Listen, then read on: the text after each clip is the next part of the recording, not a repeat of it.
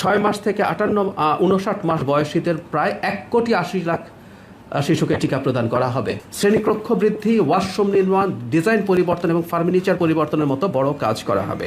স্বাস্থ্য মন্ত্রণালয়, আমরা জানি 18 এপ্রিল শনিবার সারা দেশের উপজেলা হেলথ অ্যান্ড ফ্যামিলি প্ল্যানিং অফিসারদের নিয়ে আয়োজিত সম্মেলনে মাননীয় প্রধানমন্ত্রী তারেক রহমান উপস্থিত ছিলেন। শুধু তিনি সেখানে খুবই গুরুত্বপূর্ণ দিক নির্দেশনামূলক বক্তব্য দিয়েছেন, যার মাধ্যমে আমরা হয়তো দেখতে পারবো যে এই সরকার স্বাস্থ্যের ব্যাপারে কতটা সিরিয়াস। একটা তথ্য একটু জানিয়ে রাখি, এটা আমরা অনেকেই জানি, বাংলাদেশের স্বাস্থ্য ব্যয় মেটানো একটা বড় ঝুঁকির ব্যাপার, চাপের ব্যাপার আমরা জানি, বিশেষ করে দরিদ্র জনগোষ্ঠীর জন্য। WHO একটা ডেটা আছে এরকম, প্রতি বছর 65 থেকে 70 লক্ষ মানুষ, বা কখনো কখনো এটা বাড়ে কমে, তারা স্বাস্থ্য ব্যয় মেটানোর জন্য দারিদ্র্য সীমার নিচে নেমে যেতে হয়। সো আমরা এটাকে খুবই প্রায়োরিটি দিচ্ছি। আমরা হামের টিকা কার্যক্রম চলমান আছে, তার একটা আপডেট হচ্ছে 5 এপ্রিল থেকে 20 এপ্রিল পর্যন্ত 26,50,39 জন শিশু টিকা পেয়েছে।